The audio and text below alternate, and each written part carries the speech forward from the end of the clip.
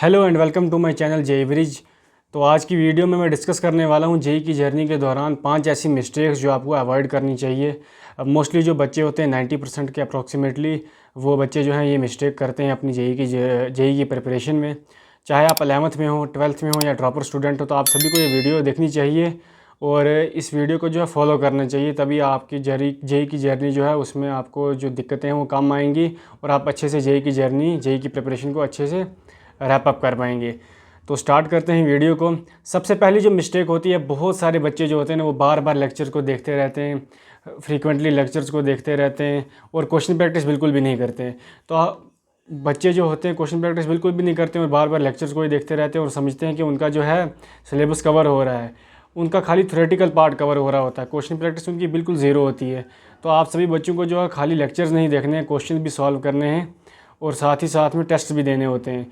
तो जो लेक्चर्स देखना होता है वो बहुत ही एक छोटा सा पार्ट होता है आपकी जेई की जर्नी का, आप सभी लोगों को पता होगा, है ना। उसके बाद आपको टेस्ट देने होते हैं, रिवीजन करना होता है, क्वेश्चन सॉल्व करने होते हैं। बहुत सारी जेई की जर्नी जो है बहुत सारे पार्ट्स में डिवाइड होती है, तो उसका एक छोटा सा पार्ट होता है लेक्चर देखना। लेकिन मोस्टली जो बच्चे होते हैं वो खाली जो है लेक्चर्स को देखकर ये समझते हैं कि हम जो है जेई की प्रिपरेशन कर रहे हैं, तो ऐसा नहीं है। सेकंड जो मिस्टेक होती है बच्चों की वो इसी से रिलेटेड होती है। कभी कभार बच्चों का बैकलॉग बन जाता है या ड्रॉपर बच्चे होते हैं वो चाहते हैं कि सिलेबस को थोड़ा जल्दी से रैप अप किया जाए, जल्दी कंप्लीट किया जाए ताकि वो रेगुलर मॉक टेस्ट दे पाएँ। तो वो क्या करते हैं, 2x पे लेक्चर्स को देखना शुरू कर देते हैं। तो ये भी एक बहुत मेजर मिस्टेक होती है 2x पे लेक्चर्स को देखना। आप एक टिप ले सकते हैं, टिप को फॉलो कर सकते हैं। वो ये है कि आपको जो है आपका जो थ्योरेटिकल पार्ट होता है, जैसे आपने कोई भी चैप्टर लिया उसका लेक्चर देखना शुरू किया, जब टीचर आपको थ्योरी पढ़ा रहे होते हैं तो तब आपको जो है अगर आप उसको 2x पे देखोगे तो वो फिर भी काम कर जाएगा। लेकिन जैसे ही क्वेश्चन का पार्ट आता है, जैसे ही आपके जो टीचर्स होते हैं वो इलस्ट्रेशंस करवाना शुरू करते हैं, एग्जाम्पल्स करवाना शुरू करते हैं, तो आपके लिए बेस्ट यही रहेगा कि आप उसको 1x पे या मैक्स टू मैक्स 1.25x पर जो है उस वीडियो को देखें, ताकि आपकी जो क्वेश्चन की अंडरस्टैंडिंग है, एग्जाम्पल्स को समझने की जो अंडरस्टैंडिंग है वो आपकी इंक्रीज़ हो जाए। जब आप क्वेश्चन प्रैक्टिस को भी 2x पे देखोगे तो आपका जो है ब्रेन बिल्कुल उस चीज़ को रिटेन नहीं कर पाएगा, तो आपको फिर प्रॉब्लम आएगी क्वेश्चन सॉल्व करने में। तो फिर जब आप उस चैप्टर को रिवाइज़ करोगे या उस चैप्टर का टेस्ट दोगे तो आप बिल्कुल ब्लैंक हो जाओगे, आपको कुछ भी उस चैप्टर में ज़्यादातर समझ में नहीं आएगा उसके टेस्ट में।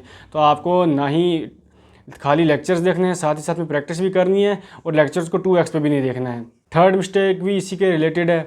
बहुत सारे बच्चे जो होते हैं टेस्ट बिल्कुल भी नहीं देते हैं। कोई बच्चे होते हैं जो लेक्चर्स देखते हैं, क्वेश्चन सॉल्व करते हैं, डीपीपी देते हैं, लेकिन वो कभी टेस्ट नहीं देते हैं। उसका कारण ये होता है कि उनका सिलेबस कभी कंप्लीट होता ही नहीं है। तो उनको लगता है कि उनका सिलेबस कंप्लीट नहीं हुआ, लेकिन मोस्टली जो बच्चे होते हैं उनका सिलेबस कभी टेस्ट के हिसाब से कंप्लीट होता ही नहीं है। तो बच्चे अपने आप को ये एक्सक्यूज़ देकर कि अभी ये चैप्टर पूरा नहीं हुआ है या हम पार्ट टेस्ट दे देंगे या फुल टेस्ट दे देंगे। बहुत सारे बच्चे AITS का इंतज़ार करते रहते हैं ना, सितंबर अक्टूबर के आसपास वो AITS आती है, ऑल इंडिया टेस्ट सीरीज़, तब हम टेस्ट दे देंगे, या एक बार हम पूरा सिलेबस कवर कर लें तो तब हम टेस्ट देंगे। तो ये एक बहुत ही ज़्यादा जो रॉन्ग परसेप्शन है कि फुल सिलेबस जब हमारा हो जाएगा तब हम एक ही बार जो फुल सिलेबस टेस्ट देना शुरू करेंगे। जब आप साथ साथ में टेस्ट देते जाते हैं तो आपकी अकाउंटेबिलिटी बढ़ती है। तो अकाउंटेबिलिटी कैसे बढ़ती है, आपको टारगेट लेके चलना है कि 20 दिन बाद हमारा ये टेस्ट है तो हमें उसके लिए रिवाइज़ करना है। तो टेस्ट के बहाने आपका रिवीजन भी हो जाता है। तो उसी के साथ हमारा फोर्थ पॉइंट भी जुड़ता है कि बहुत सारे बच्चे जो होते हैं वो रिवीजन भी नहीं करते। तो रिवीजन अगर आपको करना है, अच्छे से रिवीजन करना है, तो आपको रेगुलरली टेस्ट देने पड़ेंगे। बहुत सारे बच्चे टेस्ट भी नहीं देते हैं, टेस्ट की वजह से वो रिवाइज़ भी नहीं करते हैं, है ना। तो ना उनकी दोबारा उस चैप्टर की क्वेश्चन प्रैक्टिस होती है, ना वो उस चैप्टर को रिवाइज़ करते हैं, एंड फ्रीक्वेंटली लास्ट पर जो है एट द एंड वो टेस्ट भी नहीं देते हैं, तो उनका रिवीजन भी नहीं हुआ, तो ना ही उनकी क्वेश्चन प्रैक्टिस अच्छे से हुई। तो आप सभी को जो है ना ही खाली लेक्चर्स देखने हैं, लेक्चर के साथ साथ आपको प्रैक्टिस भी करनी है, प्रैक्टिस के साथ साथ आपको रिवीजन भी करना है। और रिवीजन करने के बाद आपने अपना टारगेट बनाना है कि हर 15-20 दिन में 15 to 20 डेज़ में या एटलीस्ट पर मंथ एक टेस्ट तो देना ही। अगर आप 11th में हो, अगर आप 12th में हो तो 20 दिन में एक टेस्ट आपको देना ही देना पड़ेगा, क्योंकि अब अगस्त आ गया है और अगस्त आने के बाद आपका एग्ज़ाम बहुत पास में आ गया है। तो आपको एग्ज़ाम की भी तैयारी करनी है, तो टेस्ट देना और रिवीजन करना आपके लिए बहुत ज़्यादा ज़रूरी हो जाता है। देन नेक्स्ट एक बहुत ही मेजर जो है फ्लॉ रहता है बच्चों में जेई की प्रिपरेशन के दौरान। बहुत सारे मैक्सिमम जो बच्चे होते हैं वो जेई एडवांस के क्वेश्चन से डरते हैं, जेई एडवांस के क्वेश्चन को सॉल्व ही नहीं करते हैं, डरते हैं। या बहुत सारे बच्चे ऐसे होते हैं जो समझते हैं कि हम खाली जेई मेंस की तैयारी करेंगे तो हम जेई एडवांस के क्वेश्चंस के बिल्कुल आसपास भी नहीं भटकते हैं वो। तो ये भी आपके जो है रॉन्ग परसेप्शन है, ये भी एक बहुत बड़ा ब्लंडर होता है आपकी जेई की जर्नी में। आपको जो जेई एडवांस के क्वेश्चंस होते हैं उनमें तीन टाइप के क्वेश्चन आते हैं जेई एडवांस में। एक इजी क्वेश्चन होते हैं, मीडियम होते हैं और एक बिल्कुल ही हार्ड लेवल के क्वेश्चन आते हैं जो बहुत बड़े बड़े टॉपर से या बहुत रेप्यूटेड टीचर से भी एकदम से सॉल्व नहीं होते हैं।